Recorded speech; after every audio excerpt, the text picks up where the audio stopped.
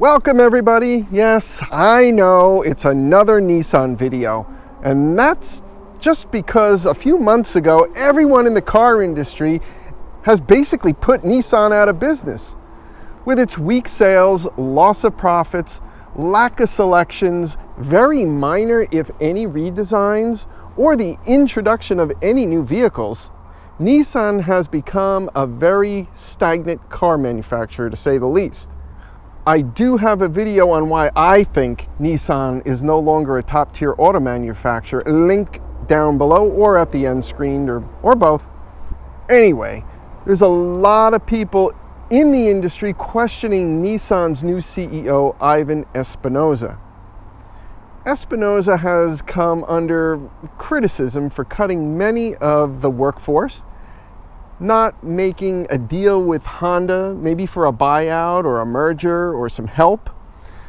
And he's being scrutinized for his plan on Nissan's financial future. For many years, Nissan has been, I would say, kind of a bit stubborn.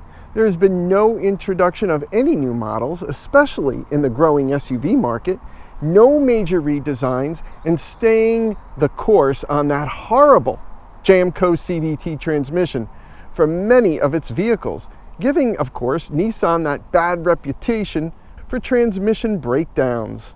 Before we all go nuts on CVT transmissions, it's specifically the Jamco CVTs made for Nissan. Other car manufacturers use CVTs as well, but it's these specific ones for Nissan that seem to have all the problems and failures.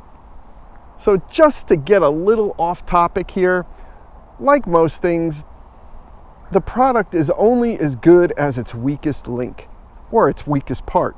In the case of a CVT transmission, that would be excessive heat and the drive band or drive belt, that metal thing inside the transmission that's made of steel that drives the pulleys. So heat can be dealt with pretty reasonably using a more robust transmission cooling system and specific CVT transmission fluid, which, let's face it, all these CVT transmissions have. That leaves the drive belt or band. So let's have a look at the band used in a Nissan CVT right here. Now let's have a look at the band used in a Subaru CVT. Which one do you think is stronger, and which one do you think will last longer and not have any problems?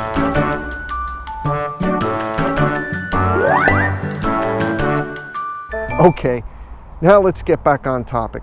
Like I was saying, Espinosa has a major task ahead of him.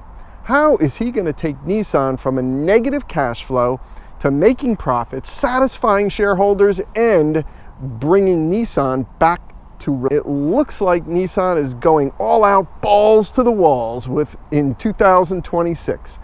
Not only is Nissan jumping back into the affordable EV market with its redesigned Nissan Leaf, I have a link in the description on that as well, but Nissan will also have a major redesign in its best-selling SUVs, the Rogue and the Pathfinder.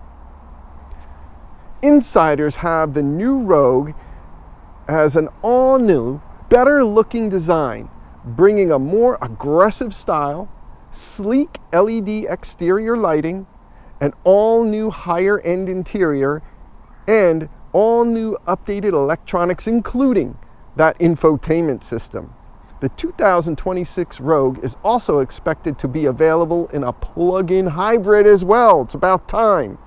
With its anticipated 4-cylinder engine coupled with an all-new electric motor, this new Rogue will offer approximately 240 horsepower and a range of about 50 miles in pure EV mode. The Pathfinder will also find itself with a styling update as well.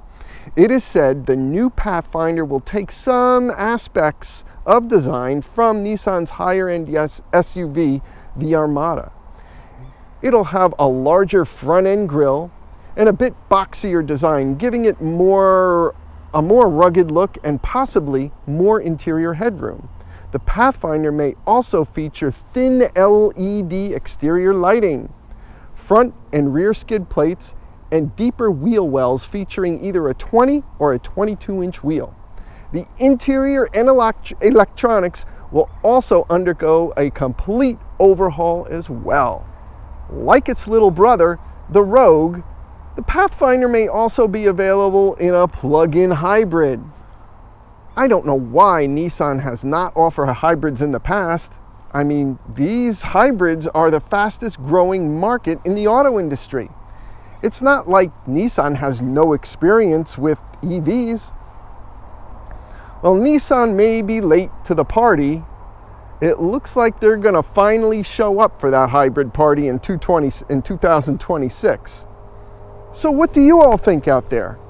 Will these redesigns, upgrades, and new model SUVs be enough for Nissan to see profits again? Will customers be excited that another option for an affordable plug-in hybrid is available?